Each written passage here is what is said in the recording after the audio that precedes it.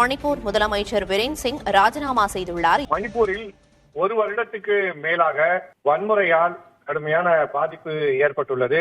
Cookie மக்கள், mighty மக்கள் என இரு பிரிவாக இரண்டு பக்கங்களும் தொடர்ந்து மோதலில் ஈடுபட்டதால் கடுமையான உயிர் சேதம் மற்றும் பொருட்சேதம் ஏற்பட்டுள்ளது. முதலமைச்சர் பீரேன் சிங் என்ன நடவடிக்கை எடுத்தார்? ஏன் இந்த பிரச்சனையை தீர்க்கவில்லை? இந்த பிரச்சனைக்கே இவர்தான் காரணமா என்றெல்லாம் பல்வேறு கேள்விகளை காங்கிரஸ் உள்ளிட்ட எதிர்க்கட்சிகள் எழுப்பி வருகின்றன. மேலும் பிரதமர் நரேந்திர மோடி மணிப்பூர் சென்று அந்த பிரச்சனையை ஏன் தீர்த்து வைக்கவில்லை எனவும் கேள்வி எழுப்பி வருகிறார்கள். இப்படிப்பட்ட சூழ்நிலையில்தான் மணிப்பூர் முதல்வர் பீரேன் சிங் ராஜினாமா செய்ய வேண்டும் என கோரிக்கை வலுத்து வந்தது.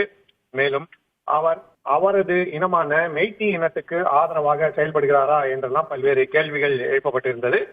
இத்தகைய சூழ்நிலையிலே தற்போது பீரேன் சிங் ராஜினாமா செய்திருக்கிறார்.